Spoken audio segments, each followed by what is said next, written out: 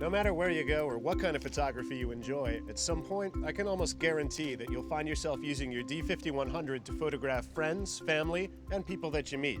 Now, getting great pictures of people has its challenges, but don't worry. Your Nikon D5100 has the situation under control. I think we can all agree that some of our most memorable pictures of people are the ones where they seem natural and comfortable in their environment. And that's a great place to start, the location itself. One of the things I like to do before I take any pictures is just take a quick look around. What are the interesting settings? Where's the natural light coming from? What's in the background? What are the people doing? Once I've taken a few minutes to study the surroundings, I can start to figure out where I want to take my pictures. Let's start by taking some candids. I'll start by switching to my 55 to 300 millimeter telephoto zoom lens. To change the lens, I just press this button here and rotate the lens clockwise until it releases. Then I take my other lens, line up this white dot on the lens with this white dot on the camera body, and rotate the lens counterclockwise until it clicks. I also want to just check that the autofocus is on by switching this to A. You also want to make sure vibration reduction image stabilization is also on by turning this switch to on. The zoom gives me a lot of framing possibilities. It lets me stand back a little away from my subjects and then zoom in tight to grab some nice candid shots without them even knowing. I'm also going to use the Aperture Mode just by turning this mode dial to A. Aperture Mode will let me select the aperture I want while automatically selecting the shutter speed to give me a correct exposure.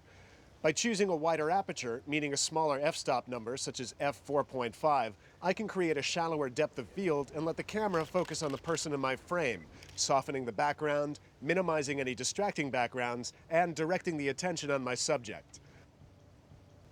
I'm also keeping my focus mode on AFA so that the camera can select the appropriate autofocus setting based on the movement of my subjects.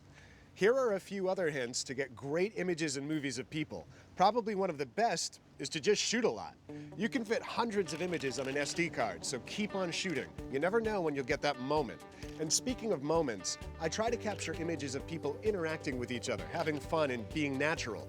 I like to think of my pictures and movies as telling a story. You want a viewer to get a sense of the day or the event, and even the personalities of the subjects, just by looking at what you shot. Sometimes I like to take a break and show everyone the images and movies I'm capturing right on the LCD monitor. It's a great icebreaker and usually loosens everyone up a bit. And once they see the great shots you're getting, I guarantee they'll be asking you for copies. Oh my God! I love candids, but there are times when you're going to want to take more posed photographs, and that's fine. But instead of the standard shot of people all in a row, try a few of these ideas. Play a little with the composition and the placement of your subjects. Take charge of the situation and try placing people on different levels, or work with the foreground and background. It can make all the difference in your shots.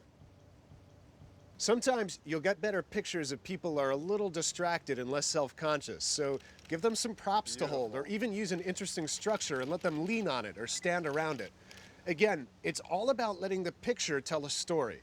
This is also a great time to use the single area AF mode. I just use the multi-selector here to focus on my subject's eyes, then press the shutter release halfway to lock in the focus, and then reframe for a better composition. And don't forget about you. Just because you're the designated photographer doesn't mean you can't be in some of these memorable shots you're taking. It's easy. Just flip out the vari-angle LCD monitor, switch to live view, then rotate it around so you can see yourself. Nice. Now go get a friend. Eric, jump in, buddy. Here we go. Ready? Say cheese. Cheese. Nice. Looks good. Easy. Two good-looking guys, too. This is also where the face priority AF mode really helps out. And here's another fun way to include yourself in your pictures. Set your camera up on a tripod and frame up a nice composition, giving room for yourself in the picture. Then use one of these, a Nikon ML L3 wireless remote. Now you can join your friends for pictures both candid and posed. All right, here we go, guys. Let's get some shots. Now, if you don't have the wireless remote, don't worry. Another great way to get in your shots is to use the Nikon D5100's built-in self-timer. Just press down on the function button, then press the shutter release. The camera will start to beep, and now it's time to get in your shot.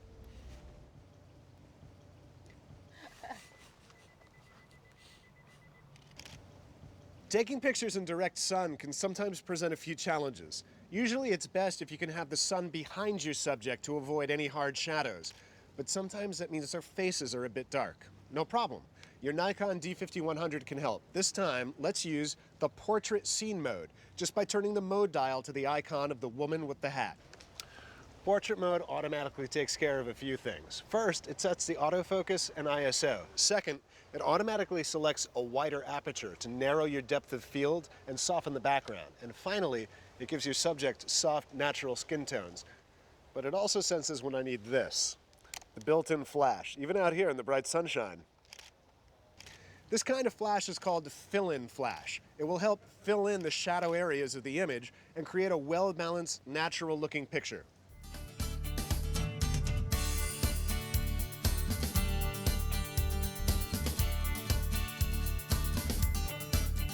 So, we just used flash outside to help fill in the shadows, but now that we're inside, seems only natural to use a flash in here too, right?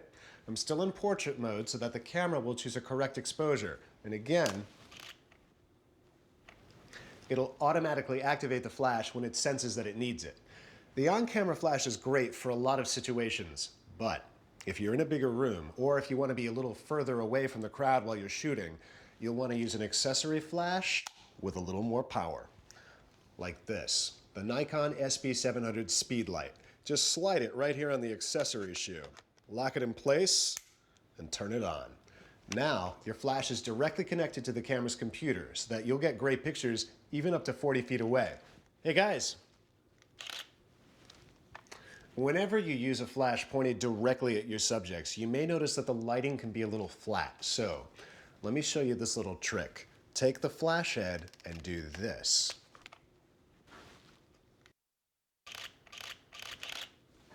When I use a flash like this, it's called bounce flash, and that simply means that when I take a picture, the light from the flash will bounce off the ceiling and come down on my subjects, giving my images a more natural, softer look. But that's not all. The SB700 can also do this. And bounce the light off of a wall, giving my subjects a very flattering side light. But what if you want to be more of a fly on the wall and take candid shots without everyone noticing? Try this. Take the flash off and turn the mode dial to the no flash auto mode, which is the icon of the lightning bolt with the slash through it. This will turn off the flash, but thanks to the powerful auto ISO capabilities of your Nikon D5100, still allow you to take terrific shots.